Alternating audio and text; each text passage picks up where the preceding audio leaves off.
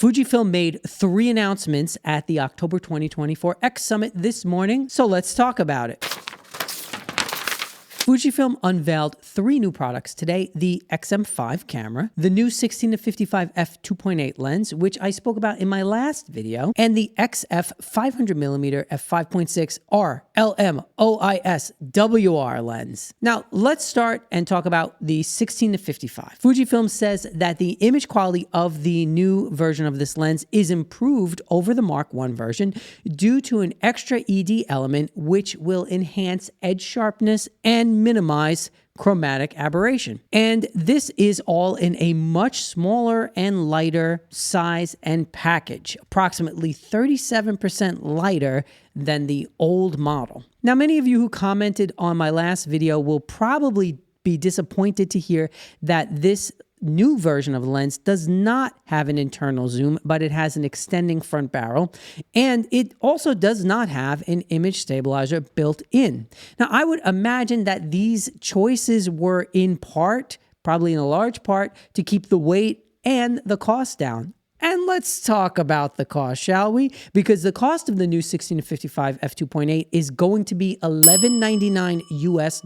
So it will be the same price as its predecessor, but is it really worth an upgrade to those of us who already own the original 16-55? Well, for me personally, I need to give it a try before I make any decision, but the specs on paper really are not enough for me to consider upgrading unless it's like a completely seriously much bigger improvement in image quality and performance. Next up, let's talk about the new 500mm f5.6 RLMOIS WR lens. This lens is sure to excite the nature and sports photographers out there with its full frame equivalent focal length of 762mm. And for a 500mm lens, it's quite compact and it weighs less than 3 pounds. It also features 5.5 stops of optical image stabilization, and it matches the resolving power of Fuji's latest 40 megapixel sensor cameras for those of you who obsess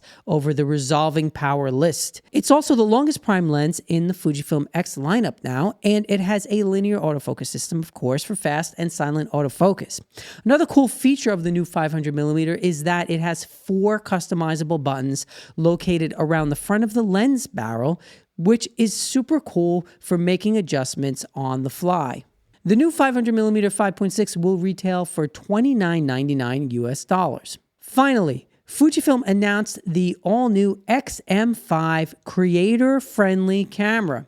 The XM5 features 26 megapixels, a fully articulating flippy screen for vlogging, horizontal and vertical shooting modes for all you TikTokers out there, and it's the smallest and the lightest X camera in the lineup to date. It does not, however, have a dedicated EVF, and even worse for you purists, it does have Fujifilm's new dreaded film simulation dial. Now, one of my viewers commented in a previous video that anyone who approves of the film simulation dial is either lying, stupid, or a lizard person shilling for the film simulation Illuminati. But I will let you be the judge of all of that. The XM5 also has a lot of other cool features too, like a new green recording box for slow-mo recording, 3 built-in microphones to capture sound basically from any angle, and a new interface for the vlog mode, among a bunch of other features. Now, if you're looking for a compact camera that offers excellent image quality and has the ability to work as your content creation tool, whether or not you're a tool yourself, then this camera might be right for you. So check it out. The XM5 is going to retail for $7.99 US for the body only, or $8.99 with the 15-45mm kit lens. And all of these items I've mentioned today are available for pre-order, and I've conveniently left you links in the description below, so check it out. Okay, so now that we've gone through the official announcements, let's talk about the latest autofocus gossip from our friends over at FujiRumors.com. Now, according to the Fuji rumor mill, the company is confident that they've, quote, nailed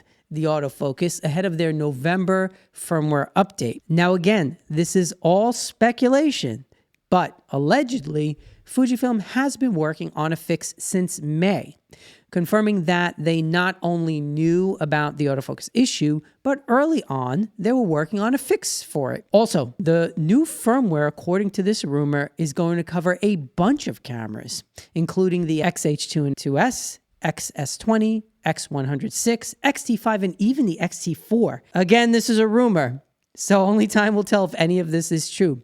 But I, for one, will remain hopeful and optimistic, although I do kind of doubt there's going to be any kind of autofocus update for the XT4. However, if that does happen, it would be totally awesome. And I, for one, would appreciate it, especially if it showed an actual improvement in the autofocus performance on that camera. One thing we do know for sure is that firmware updates are coming out in early November, according to Fujifilm, not only for the XH2 and the 2S, but also for the XT5 in some form or another at some point in November. Although the only official announcement from Fuji that I know of talked about AF for autofocus and not for stills. So for me as a still shooter, it doesn't really help me out that much. But again, time will tell. I think they're on top of it and they're definitely working to address it, and we'll all see together.